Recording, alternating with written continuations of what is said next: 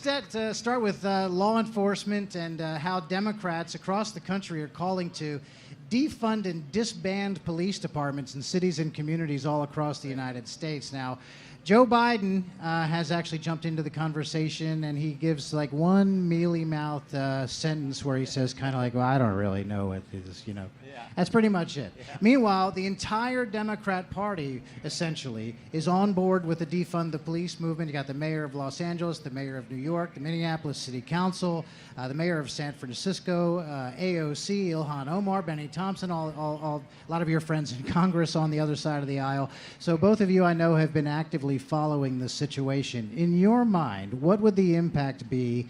Start with Congressman Zeldin here. What would the impact be if cities across the country began actually defunding their police departments? I mean, this is insane. They're talking about defunding, dismantling, disbanding, abolishing the police.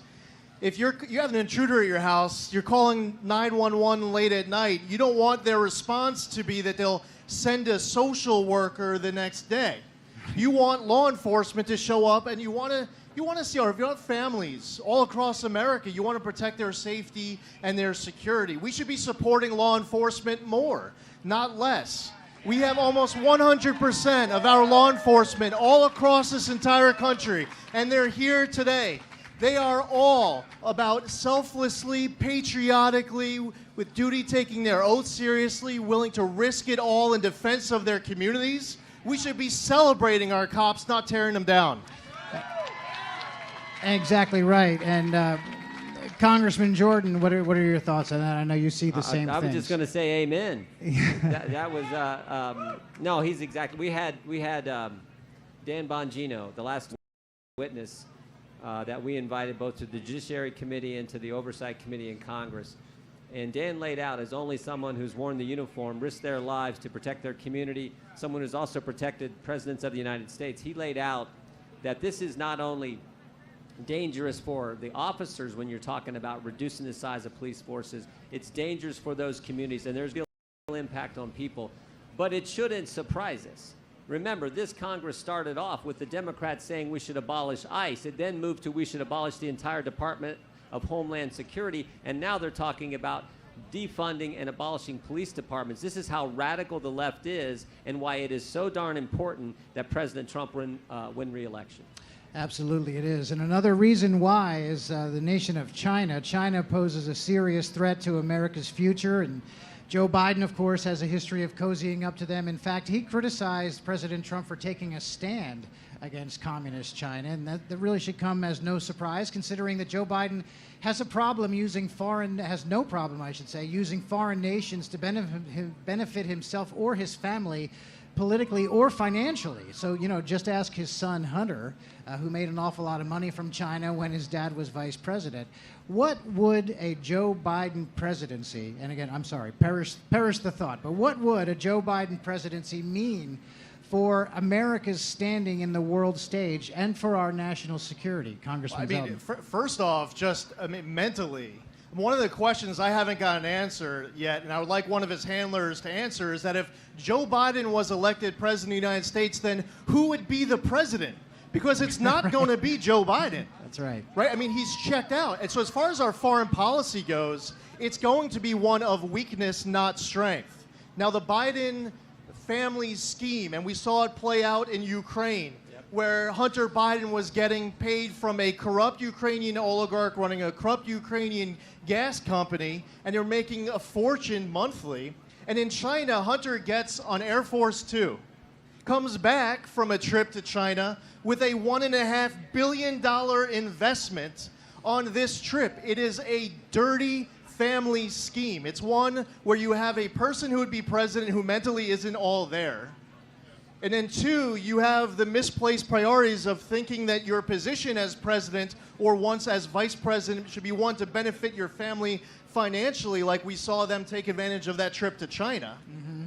And then thirdly, you know, as we're pointing out, you know, how this plays out is just one of weakness, not strength. We should be treating, you know, like what we've seen with President Trump, instead of like Obama, where it was treating Israel like Iran and Iran like Israel, Now, once again, we treat Israel like Israel and Iran like Iran. We treat our friends as our friends and our adversaries as our adversaries. And Joe Biden, and we saw it play out with the Barack Obama presidency, his priorities were completely jacked up. That's exactly right. And go ahead, Congressman. I would just say this president has done exactly what he said he was going to do. Out of the Iran deal, embassy in Jerusalem, hostages home from North Korea, standing up to China. So that's what's at stake. And understand, the best example is the most recent example. The President of the United States says, we're not going to give money to the World Health Organization, who lied for China to us about the origins of the coronavirus. That's right. We got a colleague who says it best. He says, you don't have to pay organizations to lie to us. They'll probably do it for free. So that's a real world difference right there that is at stake during this election. One quick point to add to that, too. Remember, when China was twisting arms of whistleblowers in their country, and they were withholding information about human-to-human transmission, and whether it was the World Health Organization or the Communist Chinese Party, over the course of December and January doing all sorts of wrong things, when President Trump even went against many of his advisors with his travel restriction, it was Joe Biden who was saying that President Trump was a xenophobe, and he was saying it was a bad idea. President Trump was taking bold, decisive action early against the interests and advocacy of China, the World Health Organization, and Joe Biden and the Democrats. Let's talk about some more domestic issues, and one in particular. You guys are both big believers in the individual rights of every American, of course, and that does not seem to be the case for Joe Biden. You know, he's the presumptive Democrat nominee now, of course, and he has allied himself with Beto O'Rourke, and he has said that Beto is going to be his gun guy. He's on Second Amendment issues. Beto O'Rourke is his guy. And so here you have someone who has said that his idea of gun control is actually to go door to door and have criminal penalties for law-abiding citizens who do not turn over their firearms. That's Beto's idea. And Joe Biden has said, brought him up on stage, put his arm around him and said, "You're my gun guy." So as big Second Amendment supporters and defenders of individual freedom. So I'll start with Congressman Jordan.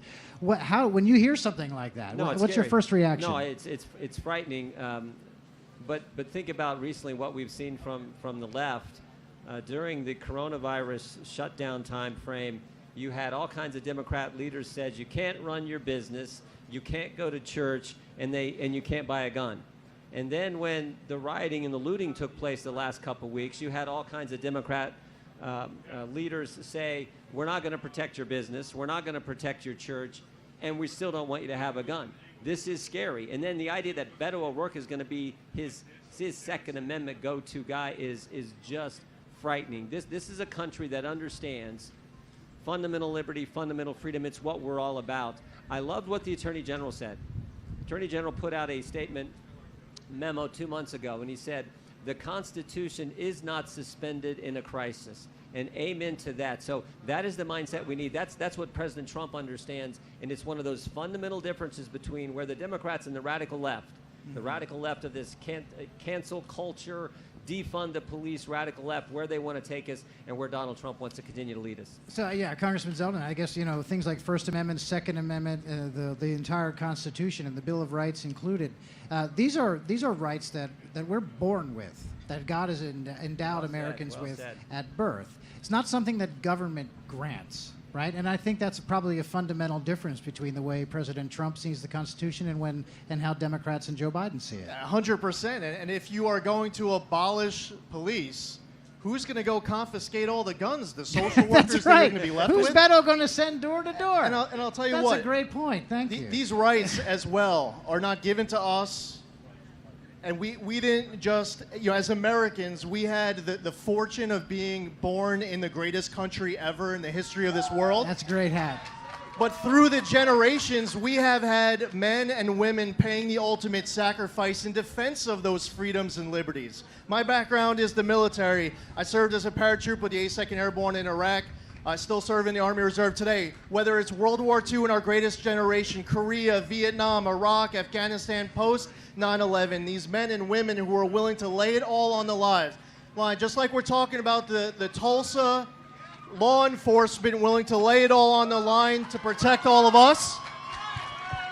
How about all those men and women who right now are abroad willing to fight and die for the freedoms and liberties and protect this great country? And for all of those veterans who are here in this crowd right now, who believe in their president, Donald Trump, who believe in getting Donald Trump 4 more years.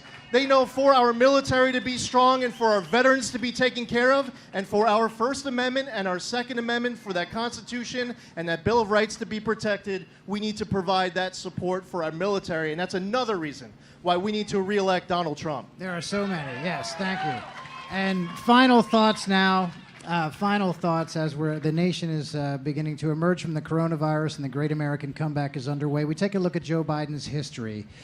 He helped oversee the slowest economic recovery since the Great Depression when he was vice president. He says that if he becomes president, the first thing he's going to do is repeal the tax cuts. That means a tax increase on 90% of American taxpayers. On top of that, he'll impose the Green New Deal on every single business, every single person in this country, all the regulations that go with it, and eliminating essentially the entire energy industry and 10 million jobs. Contrast that with President Trump. Cut taxes, reduced regulations, built the strongest economy that any American alive had ever seen, and he'll do it a second time after it was interrupted by the coronavirus. That's really what's at stake. So I would invite you guys for final thoughts about really the big questions in this election. If you add up everything that Democrats want to do, and you talk about the Green New Deal and Medicare for all, if you want to pay for everything, it's not about raising taxes on the top 1%. You can literally confiscate all of the wealth of the wealthy Americans, and you still will not have enough money to pay for everything that they're pushing. So where is it going to come out of? It's going to come out of the pockets of hardcore, blue-collar, hardworking Americans who already are being taxed too much. Washington does not have a revenue problem, it has a spending problem. And I don't believe that the policies that the Democrats are pushing from the Green New Deal, from Medicare for all the other tax increases, because they resent success when we should be celebrating success. That's the American way. And that is another reason. We were talking about national security. From the economic standpoint, if we want to see our economy continue to roar the way it was just a few months ago, with unemployment hitting historic lows and the markets hitting historic highs, again, you need to re-elect for 4 more years President Donald Trump. Excellent. Congressman Jordan. You know, all those policies are scary. I mean, cutting taxes, taking away people's health care, and on. Green New Deal, as Lee mentioned. But nothing is more dangerous, nothing is more scary than what the left is talking about today, which is defunding our police departments. That is going to, we don't want anyone's taxes to go up. It's going to be bad for our economy. If we can live through that, but what they're trying to do to law enforcement, the message they are sending is so dangerous, so bad for our country. So we need to remember that and all these other issues over the next several months as we go out and talk to everyone. Everyone here needs to go talk to relatives, to friends all over this country and make sure Donald Trump gets 4 more years. He has stood up to the swamp. When you do that, the swamp fights back. Oh, yeah. And in spite of their relentless attacks, look at what he's accomplished. We want him to continue to do that for the good of this great country, the greatest nation ever. That's exactly right. Without peace, there can be no prosperity. Well, Congressman Jordan, Congressman Zeldin, we thank you very much for your time here, and thank you for being in Tulsa for the great rally tonight. That is all the time we have.